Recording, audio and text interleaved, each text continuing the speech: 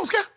Rockets for real. Rockets are an offensive juggernaut, and when they needed to lock it down on the defensive end, Skip, because remember, they were down 19 at the half, and they locked it down, and they got it going.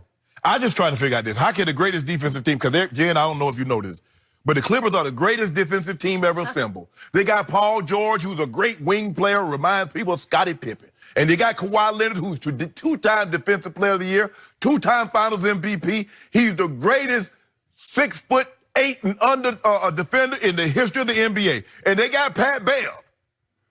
That junkyard dog is all over everybody. I just need to know why they're giving up 122. Why they doing that? Hold on.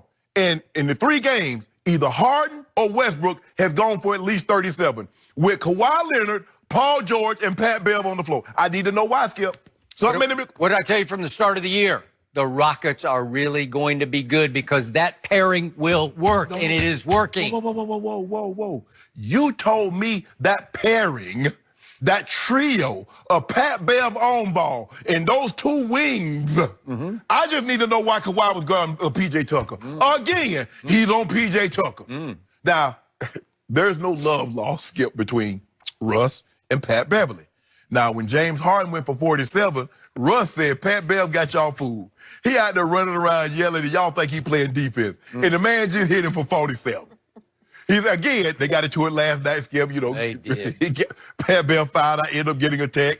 Russ almost got a tech, and James Harden like, bro, use your head, let that go. We ain't trying to get, we talk about this later. But I just need to know, Skip, what's going on? And you saw last night, James was struggling in the first half. And midway through the third, but Russ is in attack mode, Skip. It could be 1-on-5, 1-on-4, it doesn't matter. Russ can make it in his mind that he going to the basket, Russ is going to the basket.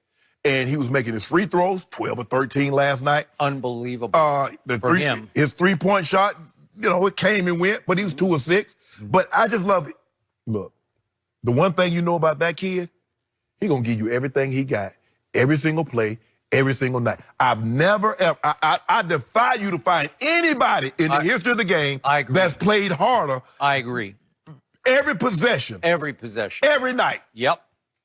Skip. Maybe not on the other end of the No, I'm talking about on this end. Yeah. Well, he's saving all his energy. He's saving all his energy. But Skip, the thing that I also commend James Harden for is that he realized that he didn't have it and he didn't force it. He only took 16 shots. Now, he's averaging about 25 a night. He didn't have it. He's like, Russ, you got to go. Russ, get that thing go.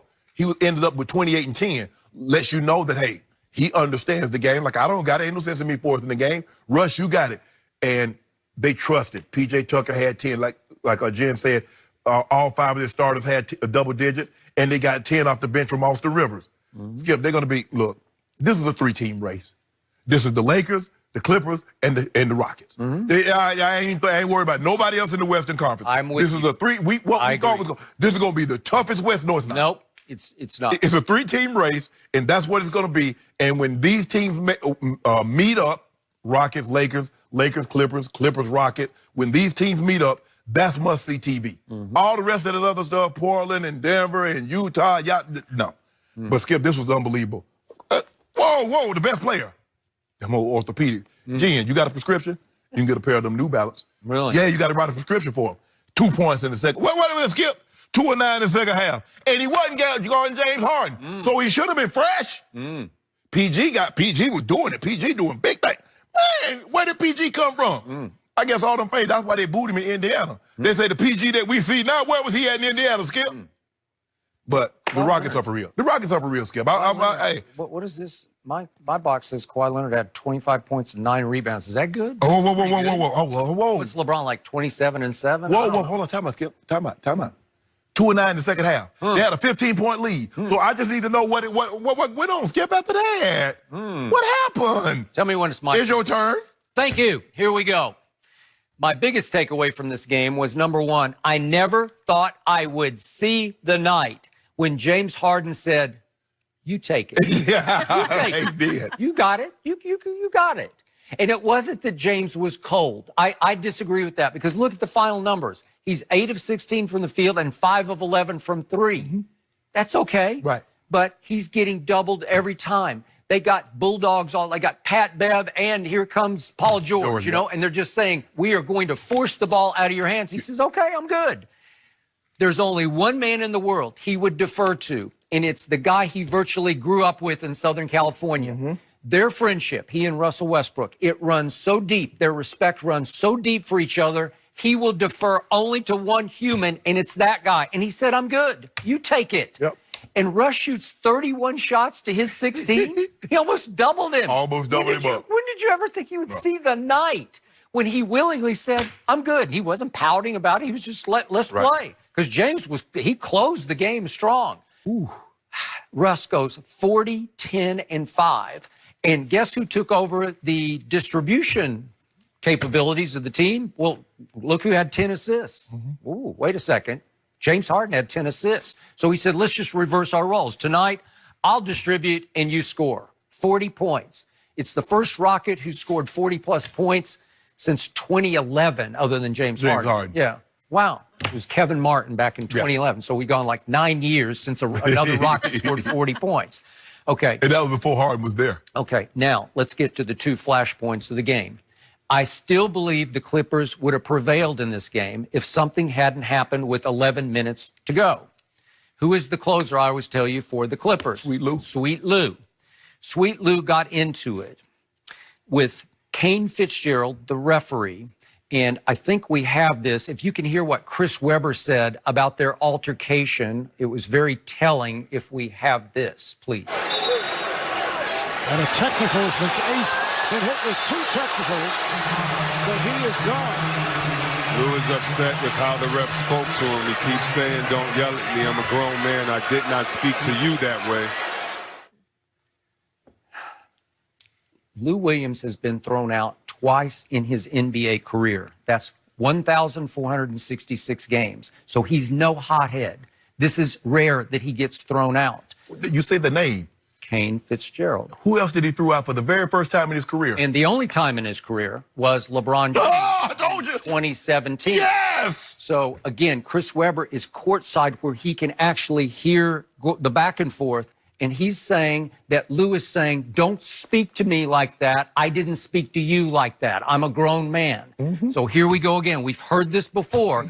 There are certain lines a referee also cannot cross. And I'm just going to get, I don't know the exact dialogue, but I'm going to guess that Kane Fitzgerald crossed the line. That he said something back to him that Lou could not live with. And he lost it and went completely over the edge and got himself bang, bang tossed. Where Kane Fitzgerald has a quick trigger too, and against LeBron that night, he should have just give him one tech and then just walk away and let him he cool off.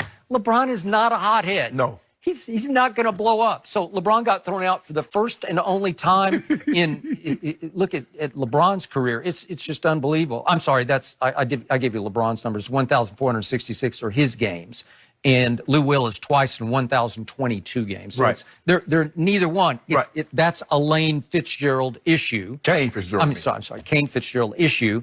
And it really cost the home team last night because this is your closer. And the game is very tight at this point. Because Skip, not only he fouled Russ on a 3-pointer, and then he got got tossed from the game. So Russ got an opportunity to make 5 free throws. Okay. So that was so you sit there and the momentum completely left the building. Yep. It was a tie. James had just hit a 3, so then you go back and then they make the free throws and here you go. But the point is, then we get to the other issue in question, which was at the end of the game, and Patrick Beverley is playing with 5 fouls, and he just goes over his edge a little bit and reaches on PJ Tucker and commits an obvious reach foul, which he didn't need to do. This is 2:52 left in the game. And he is gone, but he barks back. I'm not sure which referee it was, and he gets a T, and he's ejected.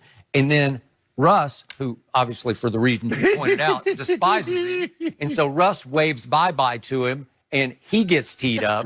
And then something happened. If we have this, James got in Russ's face. You mentioned it. And there's only one human Russell Westbrook would allow to do that like that. And it's this guy. It's James Harden. It's why they fit together because of the respect bond between them. But it's unbelievable how that James goes at him and hard shoved him away. You can say that was positive, like he's just trying to get him out of the altercation. But then he does this like think. Well, how often would Russell Westbrook let a teammate show him up like that? Right. And they just buckled right back up and took the game over from that point And on. he's talking to him, man, use your... That's what I'm saying. Use your head. Kane probably said FTF up. That's what he probably told Sweet Possibly. Lou. It's possible. And Lou lost it.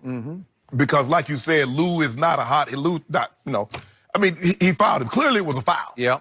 Now, you know, and Lou, you know, is like, that wasn't a foul, yada, yada, yada. Skip, earlier, I thought AD was going to get a take because the ball went off of Giannis's knee under the basket. The official that was right there pointed and said it was Milwaukee's ball. Right. But Anthony Davis was like, no, it's off him. But the official outside said, no, it went off Giannis. And AD was like, GD, man, what the... I thought I was like, ooh, come on, AD, we don't need a take. We playing pretty good right now. Vogel got one. he did. But Skip, in this situation like this, what I'm saying about James Harden, Skip, he had 7 points at the half. He was 2 of 7, 1 of 5. So Russ had 15. So he saw Russ, even though Russ